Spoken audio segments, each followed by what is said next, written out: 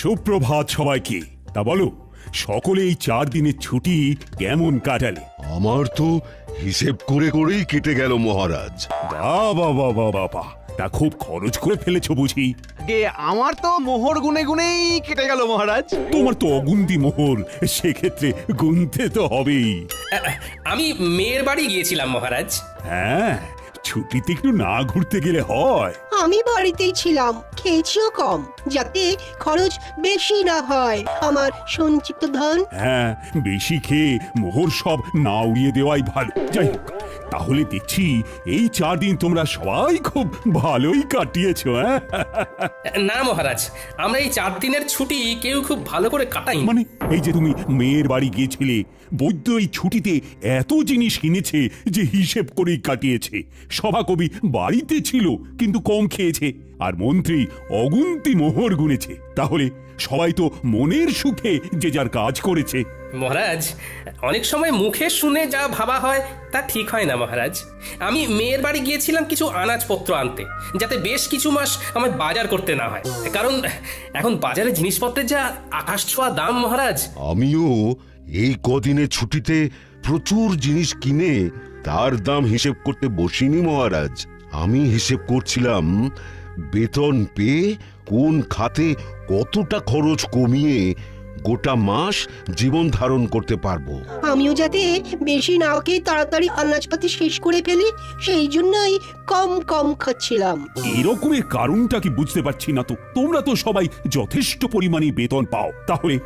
আগে মহারাজ, অপরাধ নেবেন না। আপনার এই বেতনে এখনকার যা পরিস্থিতি, তাতে আমাদের মাস চালানো খুব দুষ্কর হয়ে যাচ্ছে। মহারাজ, আপনি বেতনের দিকটা একটু ভাবলে ভালো হয়। বেতনের দিকটা ভেবে দেখবো মানে কি বলতে চাইছো? বেতন বাড়ান মহারাজ, বেতন বাড়ান। অসম্ভব, অসম্ভব। এই তো বিগত 4 মাস আগেই বেতন বাড়িয়েছি। তোমরা সবার কাজের পাশাপাশি উপরি আয়ের ব্যবস্থা করো। উপরি আয়? মহারাজ, মাথা ঠান্ডা করুন। একটু ভাবুন মহারাজ, একটু ভাবুন। আমি তোমাদের কথা অনেক ভেবেছি, এবার তোমরাও আমার কথা একটু ভাবো।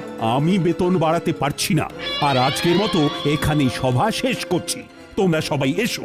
বেতন বাড়ানোর কথা বলতেই সভার কাজ শেষ করে দিলেন। এ আবার কেমন ব্যবহার?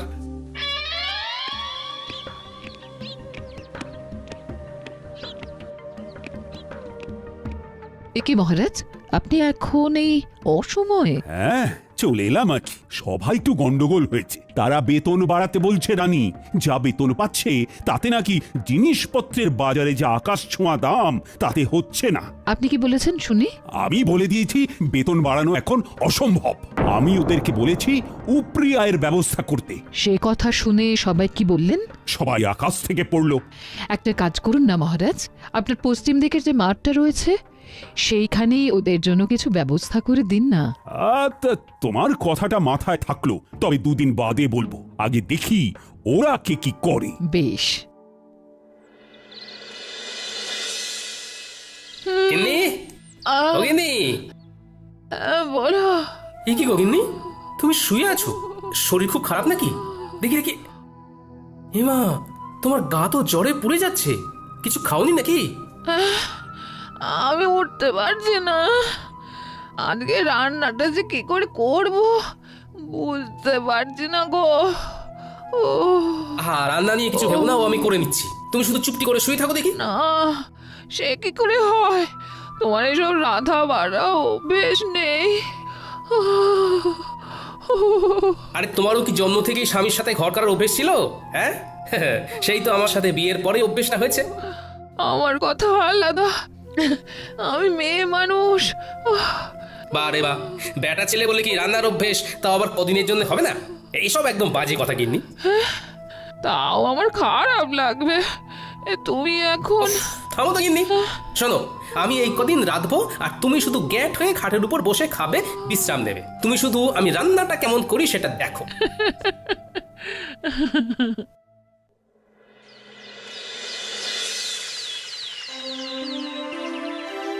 সুপ্রভাত। আশা করি সবাই ভালো আছো। কালকে যা হলো তারপর কি আর ভালো থাকা যায় মহারাজ? দেখো, আমি তোমাদেরকে যা বলার বলেই দিয়েছি। এই যাবৎকাল তোমাদের যখনই যা অসুবিধে হয়েছে আমি পাশে ছিলাম, এখনো আমি পাশে থাকবো। তাই বলে যখন তখন বেতন বাড়ানোটা সত্যিই অসুবিধের। আমি তো শুধু চিকিৎসাই পারি, এর বাইরে তো কিছুই পারি না। তাই তাই কিভাবে যে উপরি আয় হবে অন্য কিছু করে সেইটাই মাথায় আসছে না। মহারাজ যদি একটু উপায় বলে দেন। সেই আমাকেই উপায় বলতে হবে? আচ্ছা, দেখছি।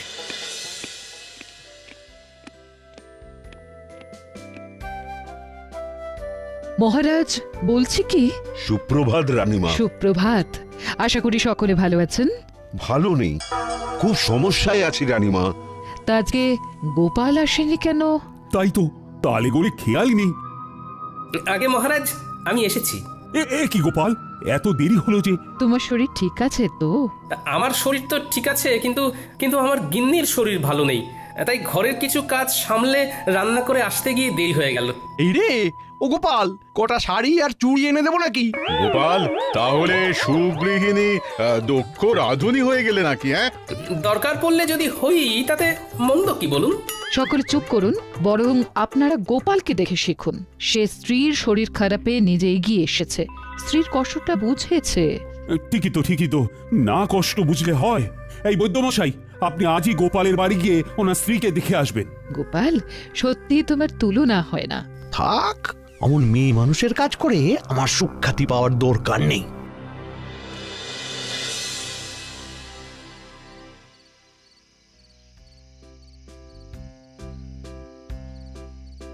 কি ব্যাপার রানী, এমন উদাস ভাবে বারান্দায় দাঁড়িয়ে?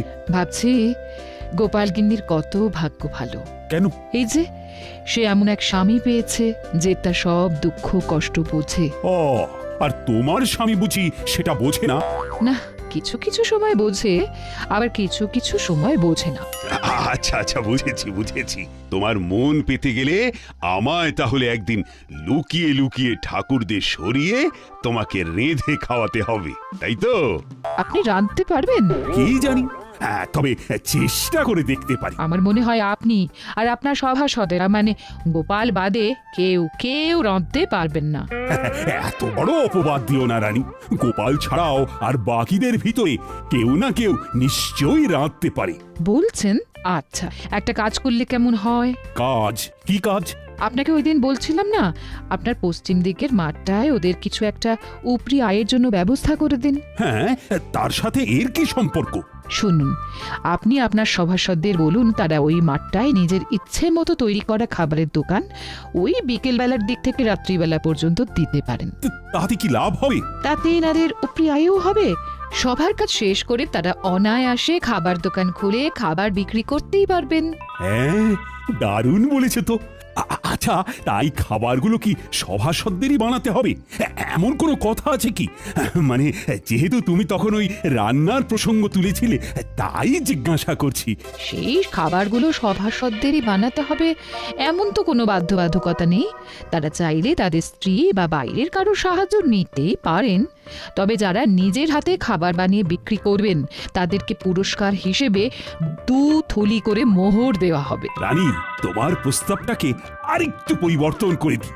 সভাসদের এমন বলি, বেশ কিছুদিন ব্যাপী পশ্চিম দিকের বড় মাঠটায় একটা ভোজন মেলার আয়োজন করতে চাই। তাই আমার ইচ্ছে, আমার সভাসদেরা এই ভোজন মেলায় হরেক রকম খাবারের পসরা নিয়ে খাবারের দোকান দিক। তার মধ্যে যে সভাসদেরা নিজের হাতে রান্না করবে তারা প্রত্যেকে পুরস্কার বাবদ 2 থলি করে মোহর পাবে, এবং যে সভাসদের খাবারের দোকানে সব থেকে বেশি বিক্রি হবে সে পুরস্কার স্বরূপ 5000টা মোহর পুরস্কার পাবে। অতীব উত্তম। শুধু শুধু উপরি আয়ের জন্য ওনারা সবাই খাবারের দোকান খুলতে রাজি নাও হতে পারেন, তার থেকে পুরস্কারের কথা বলে মেলায় খাবারের দোকান খোলার প্রস্তাব দেওয়াটা একদম উপযুক্ত। আপনি কালকেই ঘোষণা করে দিন মহারাজ। ভাবছি আমিও যদি দোকান দিই তাহলে আমায় কি পুরস্কার দেবে বলো তো রানী? তা আমি কি জানি।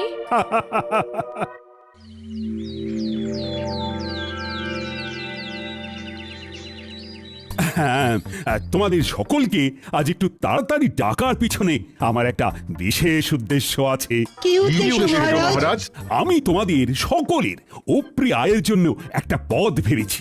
বাহ বাহ বাহ, বাহ কি উপায় আপনি ভেবেছেন মহারাজ?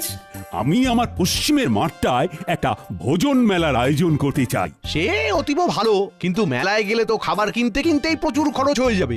তাহলে এভাবে আমাদের উপরি আয় হবে কি করে মহারাজ? নিজের দোকান থেকে খেলে ব্যয় হবে না মন্ত্রী। নিজের দোকান মানে? আপনি কি ওই মেলায় আমাদের দোকান দিতে বলছেন মহারাজ? একদম ঠিক।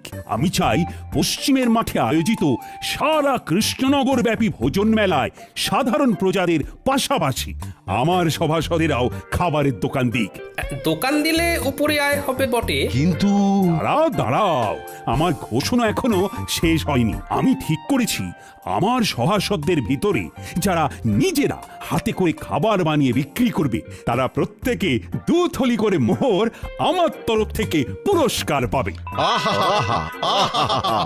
আহা দাঁড়াও, এখনো তো কথা শেষ হয়নি। আর যে সভাসদদের দোকানে সব থেকে বেশি বিক্রি হবে সে আমার তরফ থেকে পুরস্কার বাবদ 5,000 মোহর পাবে। তার মানে খাবার বেশি বিক্রি করতে পারলে 5,000 মোহর পুরস্কার, আর নিজের হাতে খাবার বানাতে পারলে 2 থলি মোহর পুরস্কার।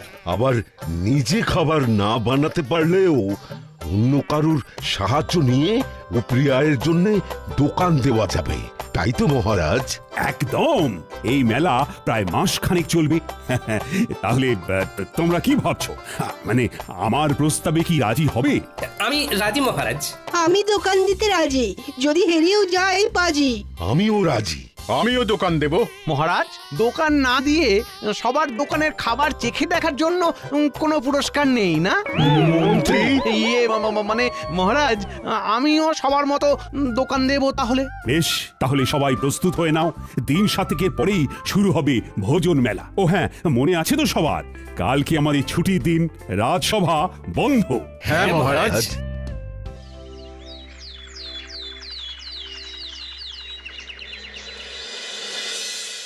গিন্নি, ও গিন্নি, আরে ও গিন্নি, শোনো না। হ্যাঁ, তাহলে তাহলে তুমি বলছো আমি বেশ ভালো করেই জিলিপি, অমৃতি, গজা এসব বানাতে পারবো না? হ্যাঁ, খুব খুব ভালো করে পারবে।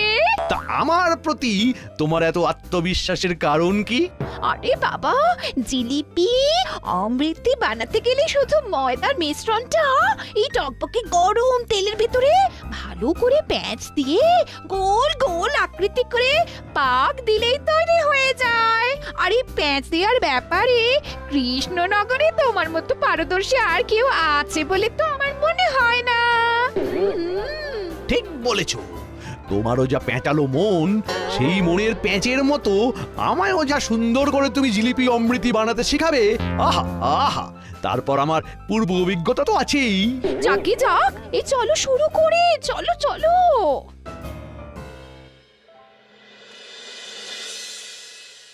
বলি, ও গোপাল, আমার দ্বারা এসব হবে না। আমি আগে কখনো রান্না করিনি। হবে না মানে? সব হবে। তুমি নিজে না একজন বিজ্ঞানী, তুমি এরকম করলে হবে? চেষ্টা করলে সব হয় বন্ধু।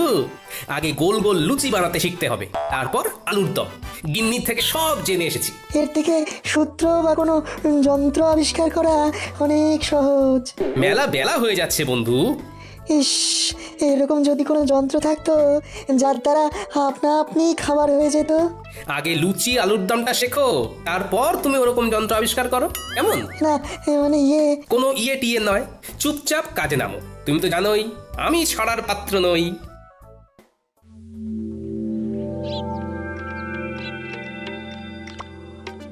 কি হে বন্ধু, কি খবর?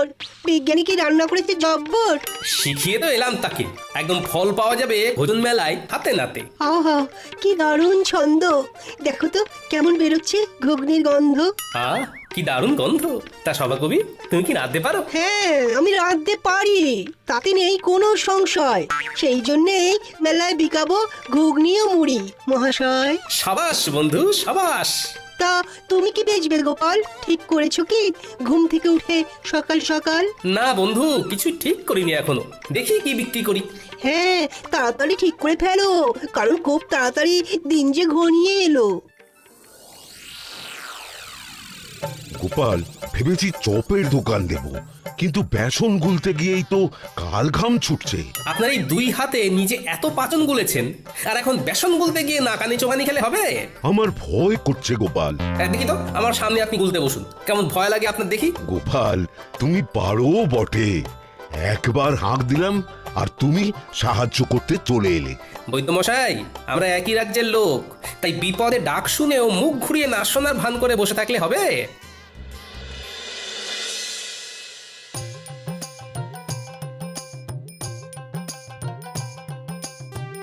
হ্যাঁ গো, এলে?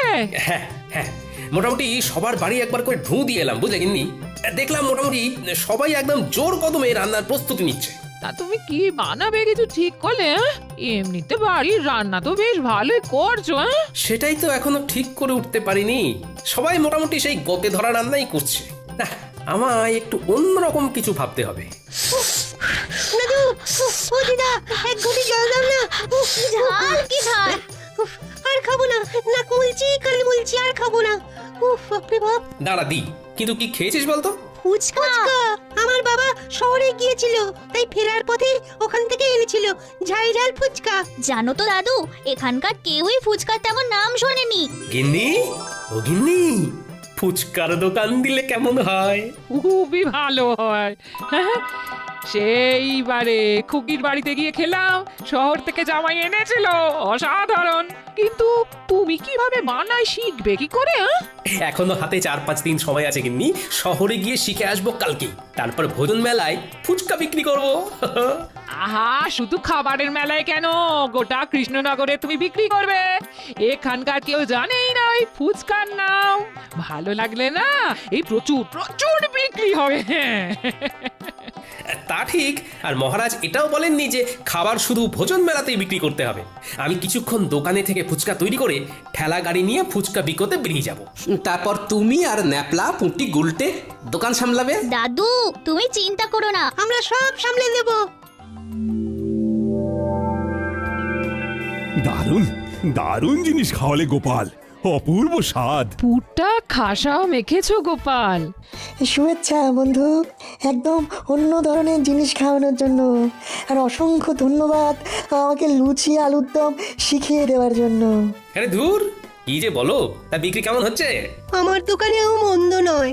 আমার দোকানেও তোমার কল্যাণে বেশ ভালোই বিক্রি হচ্ছে। বাহ, শুনে ভালো লাগলো। হ্যাঁ গো, আর দেরি করো না, দেরি করো না, ফুচকার ঠেলাটা নিয়ে গুলটিকে সঙ্গে করে নিয়ে রওনা দাও, আমরা দোকান সামলে নিচ্ছি। হ্যাঁ, ঠিক বলেছো গিন্নি। এই গুলটে, চল চল চল। ফুচকা, ফুচকা নেবে গো, ফুচকা। ভোজন মেলায় গোপালের বিখ্যাত ফুচকা। এক মোহরে 7টা, খেয়ে যাও খেয়ে যাও, এক মোহরে 7টা। ফুচকাটা আবার কি? হ্যাঁ হ্যাঁ, আমি বুঝেছি বুঝেছি, ফুচকা কি, তাও আবার খাবারের মেলায় গোপালের বিখ্যাত ফুচকা। চল চল চল, খেয়ে দেখবি, চল বাকিদেরও ডাক। খুব ভালো খেতে, ভালো খেতে, আরো দিন আরো দিন, আমায় ফুচকা দিন। দাদু, মন বলছে এই এক ঠেলা গাড়ি ফুচকা না নিমেষেই শেষ হয়ে যাবে। দেখে নিও দাদু, তুমি হবে সেরা বিক্রেতা। দূর পাগলা, সেরা বিক্রেতা না, সর্বোচ্চ বিক্রেতা। দুটো একসাথে বললেও কিন্তু মন্দ লাগবে না।